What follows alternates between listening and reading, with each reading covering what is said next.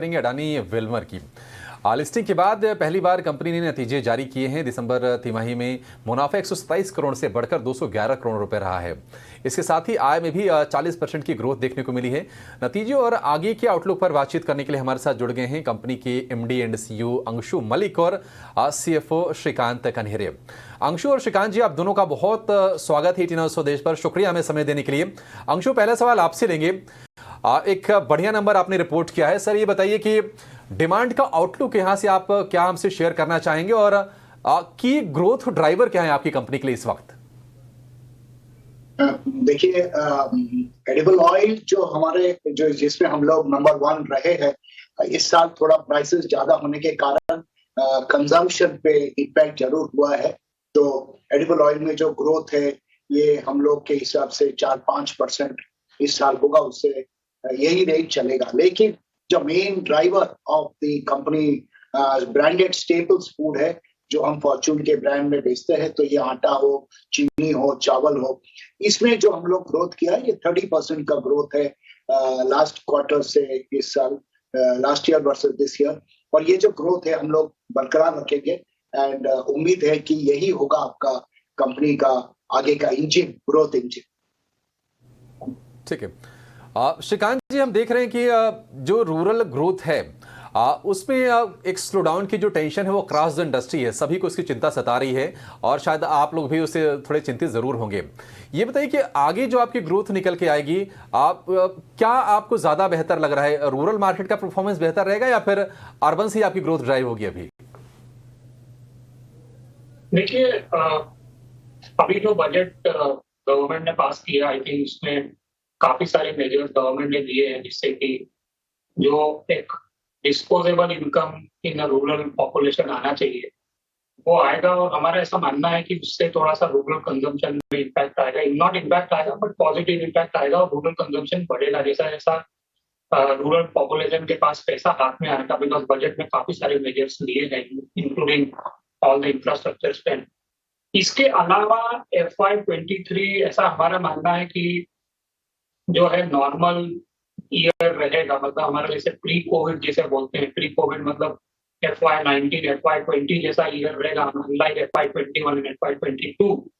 So automatically consumption जो है वहां से ग्रो करेगा। सो हमारा वो अनुमान है कि जो ग्रोथ ड्राइवर्स कंपनी के लिए रहेंगे आगे, फूड बिजनेस हो या तेल का धंधा हो, जो कंजम्पशन ऑटोमेटिक अपटिक आएगा FY23 because of this 2 reasons. I think वहां से हमारा ग्रोथ निकल के आएगा।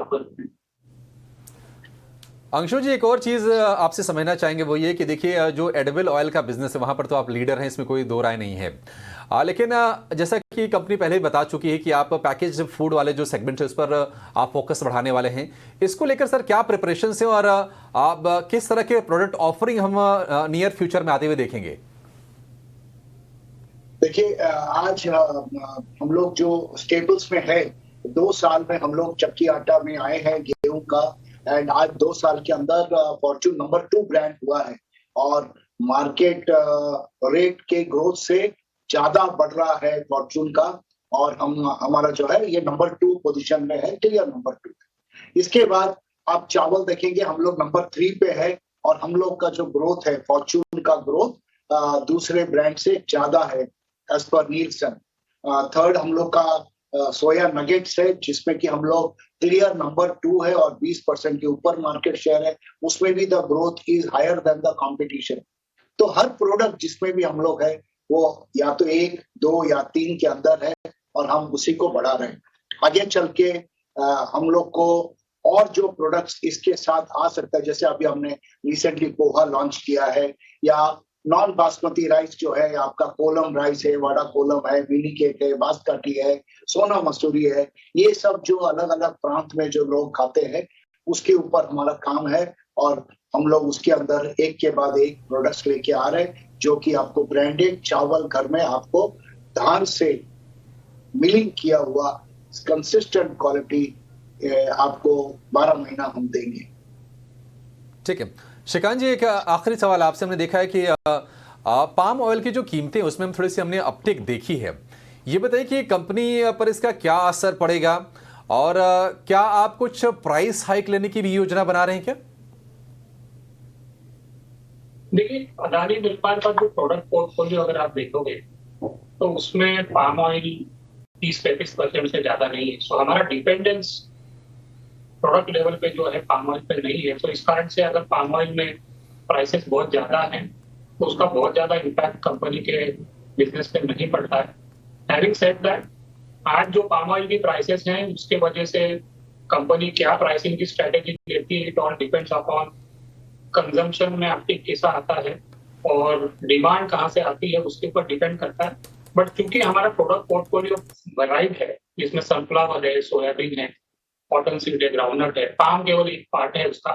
सो आने वाले समय में depending upon the demand and depending upon the requirement on the market, company जो है इसके ऊपर विचार करेगी कि उसमें प्राइसिंग का हमें एडजस्टमेंट लेना है कि नहीं। सर, एक आखिरी सवाल आपसे श्रीकांत जी आपसे लेना चाहेंगे।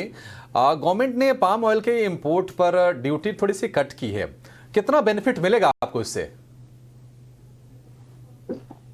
इसमें ड्यूटी कट की है उसका मोरलेस क्या है, जैसे कि अभी पहले भी आज से 2 महीने पहले गवर्नमेंट ने ड्यूटी कट की थी, तो उसका जनरली कंज्यूमर को ये duty cut benefit pass on हो जाता है और हर प्लेयर इस ड्यूटी कट को पास ऑन करता है। इससे हो सकता है कि ये कि डिमांड में अपटिक आए और मे बी इससे थोड़ा सा मार्केट के सेंटिमेंट्स में सुधार है।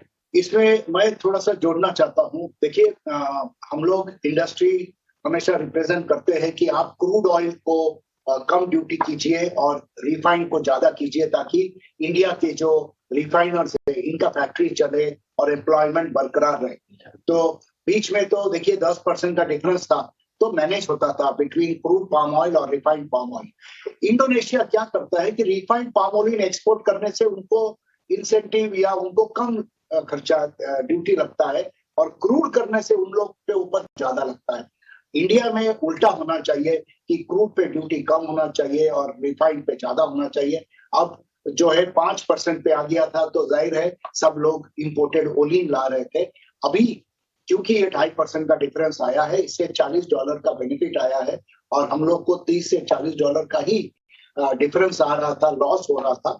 तो अभी वो लॉस अगर मेकअप हो जाएगा तो जाहिर है कि इंडस्ट्री अभी क्रूड पाम ऑयल लाएंगे और इसी को अगर रिफाइन करेंगे इंडिया में, तो रिफाइनिंग इंडस्ट्री का कैपेसिटी यूटिलाइजेशन बढ़ जाएगा। ठीक है अंशु जी और श्रीकांत जी, आपका बहुत शुक्रिया हमसे बातचीत करने के लिए और कंपनी के फाइनेंशियल्स पे थोड़ी रोशनी डालने के लिए और इंडस्ट्री का आउटलुक भी हमसे शेयर करने के लिए बहुत शुक्रिया। आपसे बातचीत करके बहुत अच्छा लगा। अडानी विल्मर नतीजे आज आए हैं लिस्टिंग के बाद, पहले नतीजे, और लिस्टिंग सुस्त थी लेकिन इसके बाद क्या ड्रीम रन स्टॉक ने दिखाया है। सिर्फ 4 सत्र में तकरीबन 80% के आसपास का उछाल हमने देखा था और आज भी शुरुआत सुस्त हुई थी लेकिन इसके बाद रफ्तार पकड़ती दिखाई दे रही है और इस वक्त 2% की मजबूती के साथ इसमें हो रहा है ट्रेड।